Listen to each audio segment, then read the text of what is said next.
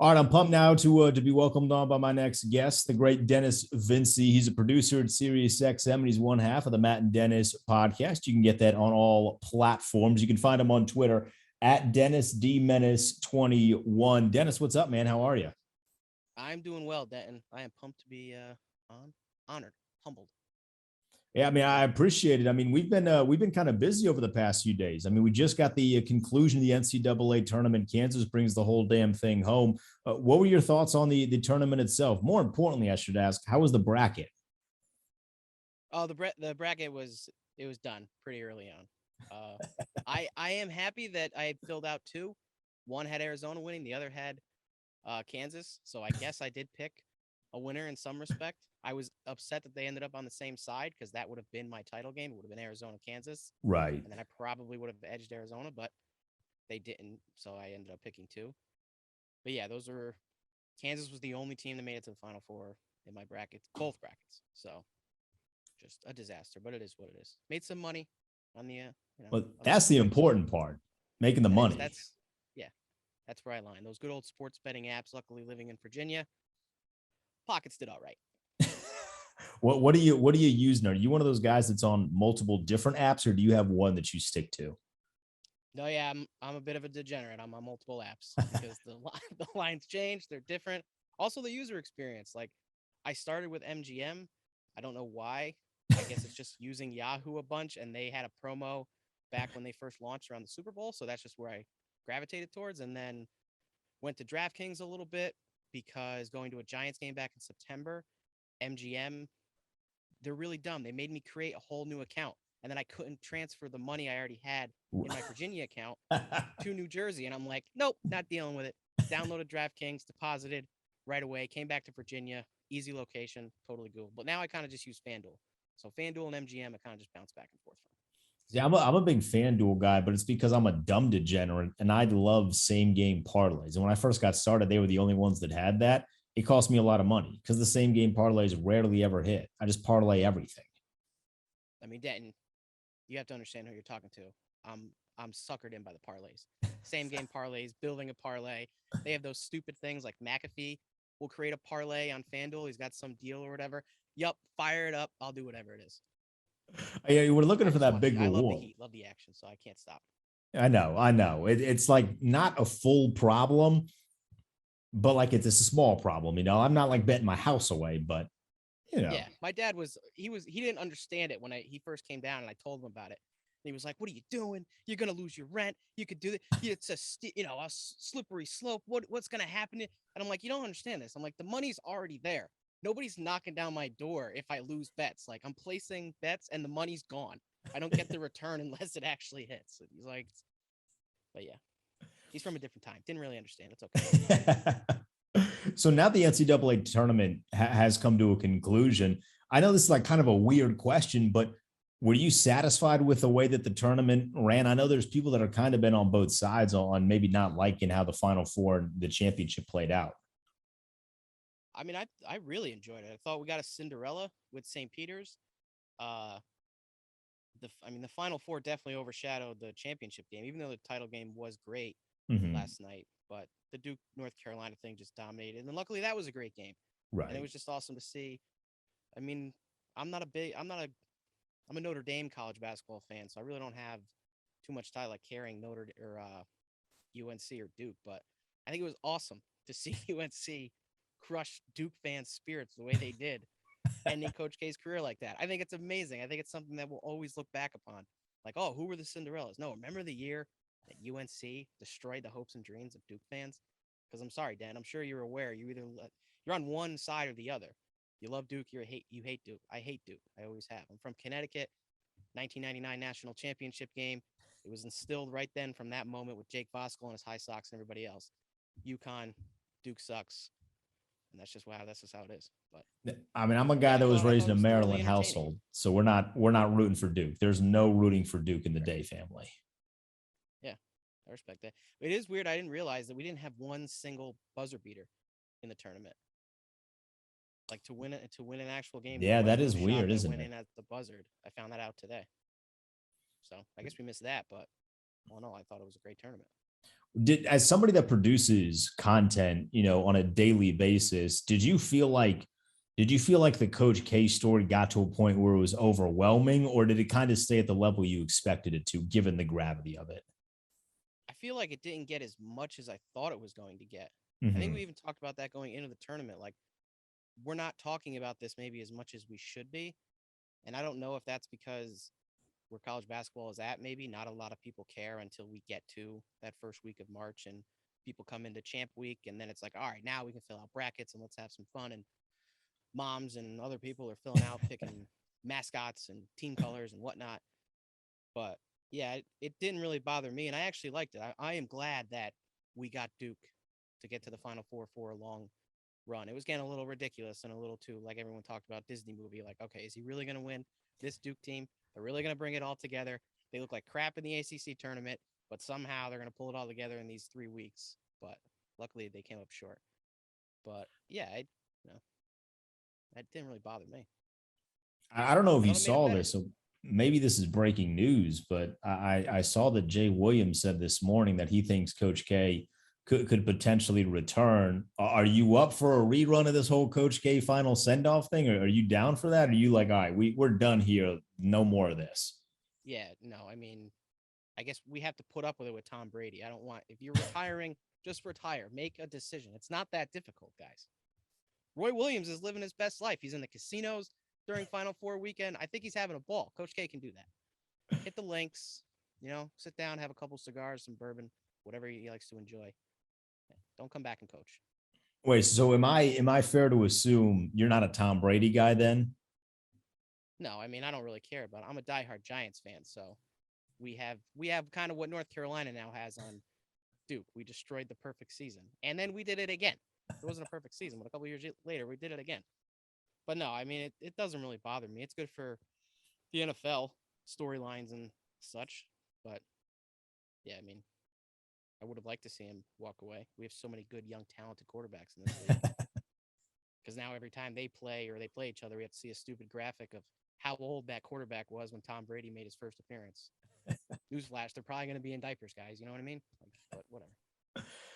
So how do you feel about Daniel Jones? He's your guy, not for the foreseeable, for the extended future, but certainly for the immediate future. Are you a Daniel Jones guy? Are you ready for the Giants to move on from him? I have one foot out the door currently. I was on board drafting him. I hated where they did it because they Mhm. get they got flustered or whatever it was, thinking that Washington was coming down or Denver was going to step up. So I thought it was a wasted pick. That draft, I really wanted Devin White. He goes the pick beforehand at Tampa Bay. Cool. And then I wanted Josh Allen, who's in Jacksonville and is having a solid start to his career, Mhm. the linebacker from Kentucky. I want the Giants to draft a linebacker, and they just don't draft linebackers, at least early on. And it just makes me upset. But yeah, I'm with him. I like him.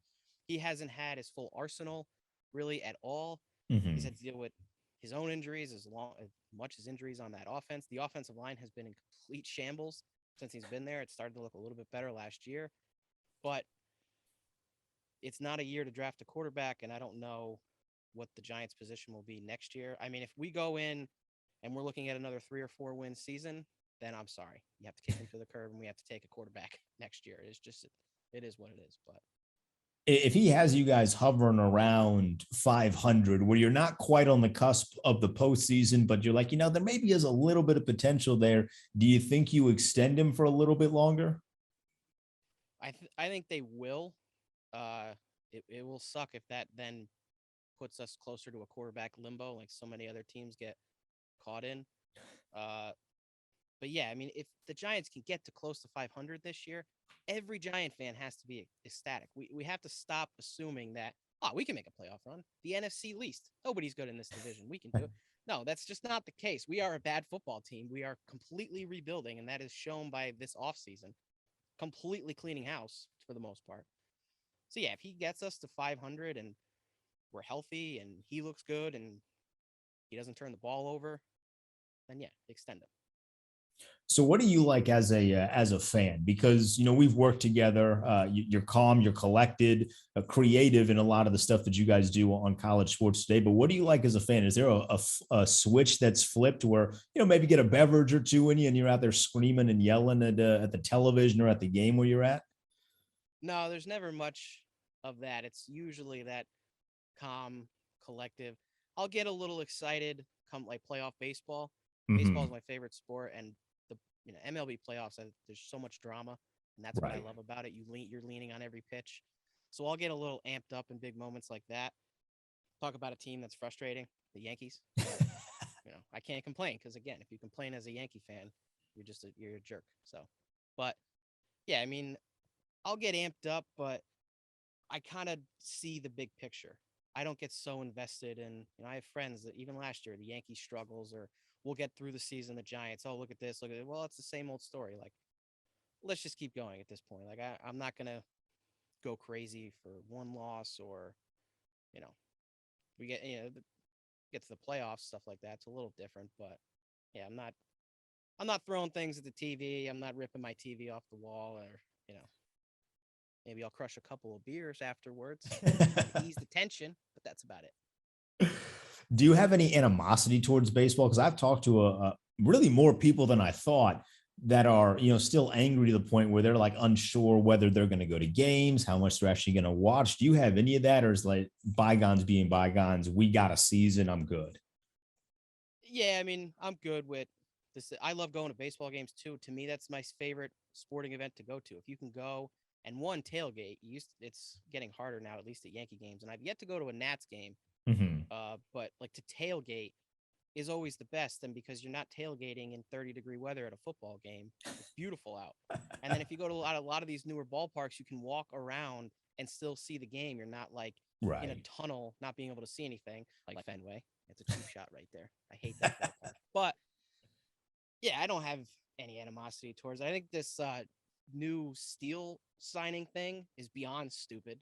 I don't understand why players actually like it. I'm seeing the reports come down today that pitchers are in favor of it and they're enjoying using it. I think it could be a disaster. What if the catcher hits the wrong button or something like that? What are the infielders supposed to do? Moving, shifting. So yeah, I think baseball's in trouble, but I still love it. So I will still go to games. There's no problem. How much technology is too much? Are you in favor of robotic umps, or do you like the human element of that? That's a tough one. I mean, I don't know. I robotic umps. That might not be a bad thing, but then we're to the point where all right, it's right on that line. Mm-hmm. Is it a strike every time? Is it a ball? How's it? I do like how an ump establishes how he's going to call a game, and if hopefully he sticks to that, because then you can adjust that to see a player adjust to that. I think that's an element in the game. So I think to take that away would hurt. Also, it would be weird. Were we just gonna have a camera back there? Is it just gonna be the catcher? There's gonna be nobody hunching over.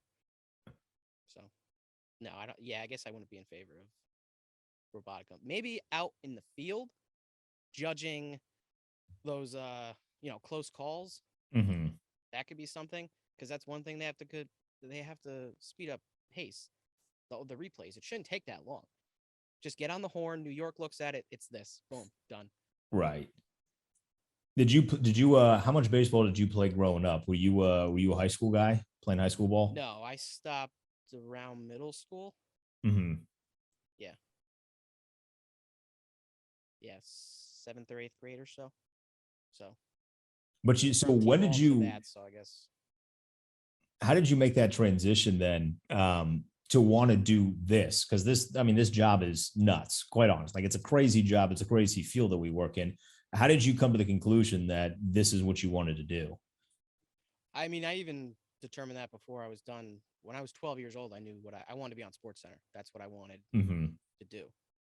I loved talking about sports more than actually playing sports. I loved playing video games and keeping stat sheets and stuff like that. I was that nerdy and weird. Then I found out a lot of people did it, so it made me feel better. But that's what I did, and then it was like taking production classes and stuff in high school, and then obviously going into college and studying this, and then it was always kind of TV focused, but I fell in love with radio when I interned for 98.5 The Sports Hub in Mm-hmm. Boston, and just working with some of those guys were amazing. And it was in between the days of Randy Gresh, who's no longer there, but he's a staple like on in New England with Right. sports. yelling. Well, I mean, I haven't listened to this podcast enough. How much swearing is allowed on this thing? Oh, you say whatever you want. Say whatever you want. Okay. All right. So him, it's not even, swearing, but him yelling down the sales hallway. What the hell smells so bad? It smells like Bigfoot's dick from the movie. And that was like my first week to then a month in. Scott Zolak, who was a former quarterback for the Patriots, during the Richie Incognito stuff with Jonathan Martin, just said, dude, you look a lot like Incognito. You could be his kid. And he called me Incognito for the next 4 months. So it's something that is possibly as insensitive as that. I narrowed it down. We're like, all right, I belong in this industry. This is for me. So that it was just radio from there on out and trying to work in to get here. And then What was there like this? Their creative things and just wanting to do that. Was there like this element of being in awe? Because 98.5 is a huge station. Like, even if you're not from the Boston area and you follow this industry, you're well aware of that station. Were you in awe the first time that you walked in there? It was like, oh, this is real life here. No, because it was a lot smaller than I thought, like typical uh, like local stations. It's just in a smaller building. It was in the basement of that building, so similar to Sirius XM. When you're in the studios, you have no idea if it's light or day out. Just that's what you're basically in a bunker, as the great Ben Hartsock says, working in the bunkers of the Pentagon. But that's what it was like. But it's also me hating everything that I saw in that, just the rooms and the hallways. It was all Boston, and I grew up all New York sports, so some of it was cool, some of the autographs, some of the pictures, but it was just like, whatever. But to see them actually doing the radio, seeing them getting there early and building a show with the producer and seeing how he went, through the morning stuff, the rundowns, like you say, gathering audio, whatever it's going to be to make a show, and then getting with their board op slash AP and his dumb rejoins that he would make and the certain drops that he would have, plugged in for the host. So that was it. But it was more just a bunch of guys all loving a common thing, hanging out for 3 to 4 hours. And I was like, this is the coolest thing ever. And at the same time, every one of them told me not to work in radio because you're never going to make any money and it's really hard and there's long hours. And they were right about absolutely everything, but it was still awesome to hang out there for 3 to 4 hours. And I don't know why you would want to do any other job. How much of that, I like how you say the dumb rejoin thing, because sometimes when I'm running a show, I will occasionally try and hijack something by making the guys laugh right before they come back on air with some sort of rejoin. Do you incorporate that element into the shows that you run? I try to as much as I can. I mean, I've literally now done it with, we had the great Brock Heward who did a lot of our shows for the last almost 2 years. When you're ending a show, going into the final segment, it's putting a bow on it, we'll wrap things up, whatever. He would always say landing the plane for whatever reason. It was like one of the first times I heard it. And I was able to make production for our voice guy to sound like you were on an airplane and he's coming over the loudspeaker saying that we're landing the plane. And then I literally just take stupid stuff that they had said in the show, because it just says, we apologize for all the shenanigans and non-sports related content, because I want to tap into those people. They're like, stick to sports. We don't want to hear you talk about this stupid stuff. Well, the stupid stuff is what you remember the most, and it's what gets people laughing and paying attention and invested, not saying the same analysis over and over again. Right. So I've literally taken it to hijacking the last segment of a show every day. So yes, I do that. So you mentioned Brock and, you mentioned Ben Hartzog. The show that you run is kind of a revolving door of hosts, really, no matter what season, whether we're football, basketball. I mean, I can only imagine what it's like during the off season. What is the biggest challenge in consistently having a different either pair or trio of people that are hosting the show? The biggest challenge is probably like guest booking, which is a challenge in itself for anyone that's produced probably any TV, radio, anything, because you want to kind of have a plan, or at least think that you have a plan. And this guy meshes well with this guy, and these guys are buddies, and these guys can, talk and shoot the shit for a little bit, but at the same time, then get back on sports. You want to have some camaraderie with the guest, just not some random person, unless that random person has great energy and knows what they're talking about. But that's the hardest part. And it's like, okay, and now they can't do the show anymore, so it's somebody else, and you book someone 3 days in advance specifically for these people, but then they call out. That's a hard part. It's not knowing not having a regular every day where, and that's the other thing, like during basketball season or during football season, getting regulars for weekly spots, you Hmm. almost get it to a day by day basis. So, John Jansen, who used to work for us all the time, he would come on Tuesdays because I knew Ben Hartsock would most likely be on Tuesdays. Brett McMurphy was a, a big fan of Brock's and they were friends. So he would come on Thursdays because hopefully Brock would be on Thursday, like Right. this past football season. Uh, Yogi Roth is really close to EJ Manuel. He was pretty much guaranteed to work on Wednesdays with Jacob Hester. So we had that going. So it's trying to do it. That to me is the hardest thing. Have you ever had the producer's worst nightmare where you book a guest and one of your hosts is like, I don't want to talk to this person, or it goes sideways possibly when they're on air together? I've had it happen, but not really on my show.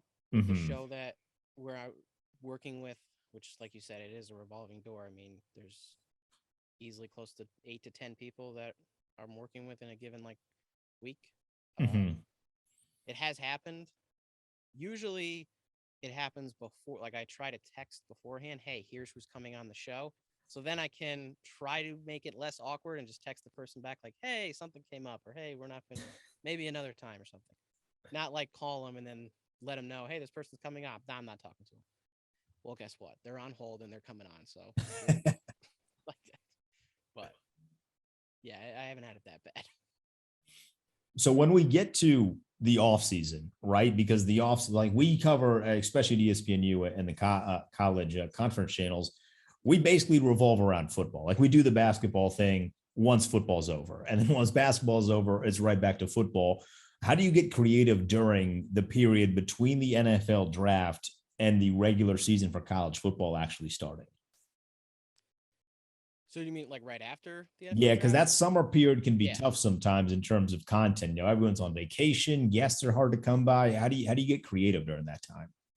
So I mean that's to me one of the best things I heard like when I was younger listening to WFAN, and I heard an interview with one of their producers and they said the best months out of the year when we do content. Now obviously like a local station they're doing a lot of baseball stuff so Hmm. they're kind of okay and that's they're plugged into the region, but is the summer months because you can get creative, you can do so much with production, you can do so much testing out different segments, and I love that. That's what's fun to me. I mean, with the rotation of hosts, I've literally done it during our busiest times and trying to make things work. I had during the football season with changing guys at the end of the week, I did a segment called the Friday Frenzy, and the whole thing was me.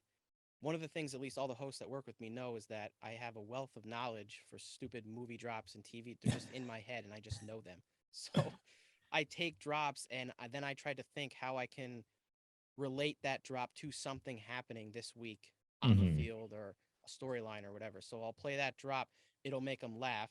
It's completely out of context, but then I'll come on and be like, all right, because of this, however they say it, deliver it, the message, whatever, tie it in. It was a lot of work. So I pretty much just canceled it because it was every Friday trying to think of one, the drop, two, what I could relate it to.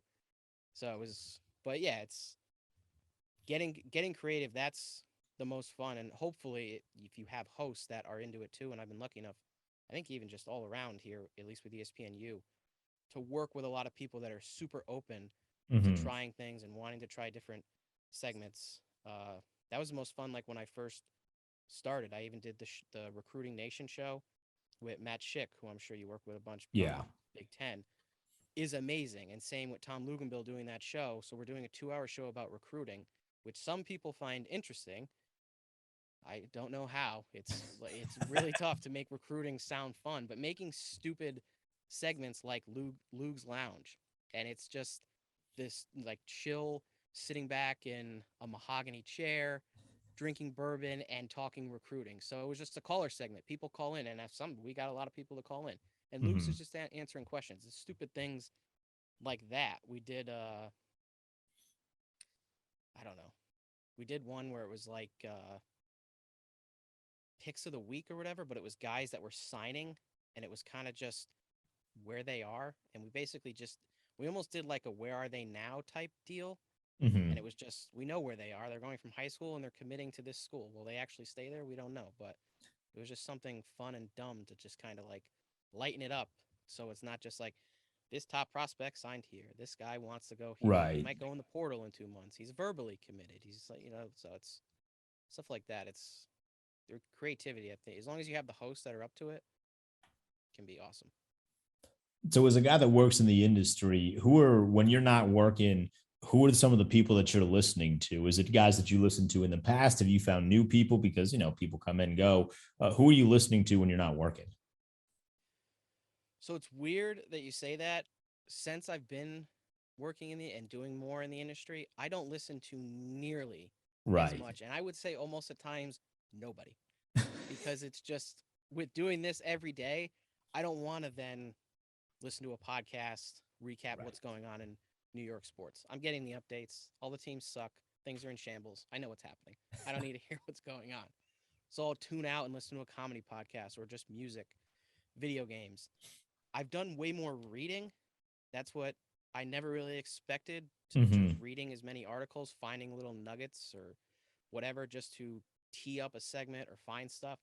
So that's what I mean, going on Twitter and then just having people like their notifications or whatever when they're putting out Right. stories. I do that way more than actually listening to podcasts or radio. So Hmm. it's weird. All I did was listen to the radio, and then it was huge into podcasts, and now I just don't. So I'm looking at your Twitter picture, and I'll get you out of here with this. But you mentioned Lou's Lounge, and I felt like it was the perfect segue. You got the cigar in the Twitter picture. Describe to me your perfect cigar night. Is it in a room with mahogany? Like, what do you have to go along with the cigar? Do you have a preference and kind of cigar? Break that down for No, it's definitely outside. me. I mean, coming from Connecticut, New England, it's sitting around a fire, chilly night where maybe you need a hoodie, but the fire's warm Oh enough, yeah. so you kind of don't need one. Surrounded by people, just all different kinds of conversations going on. Maybe I got a beer in my hand. Maybe I don't. I most likely probably do. But yeah, that's it. Just sitting back in a chair that either rocks, that's comfortable, whatever it is. Definitely not inside. I mean, I've been to cigar bars and stuff like that. That's fine and that's cool. But I like being outside, sun setting, or it's music going in the background. That's what it's all about. Dennis, can't tell how much I appreciate it, man. This has been a whole lot of fun. Grateful that you were able to jump on. I look forward to doing it again soon, my man. Absolutely, brother. Keep plugging away, man, because it's awesome what you're doing. I'm Appreciate seeing it. the videos too, and they're off the chain. I'm loving it. You're interviewing wrestling guys. I'm assuming that's what you're gonna hit on this show. WrestleMania just happening. Oh yeah, I was way more locked into wrestling. I hated the fact that it was up against the Final Four. Did not like that at Yeah, I all. don't know. I don't know why they did that. It's almost like having opening day the same day as the Masters, and when Tiger announces that he might come back. Like, what am I supposed to do? Yeah, Yeah, the like come Yankees are on. playing the Red Sox. What am I supposed to watch? Luckily, we have multiple screens in 2022.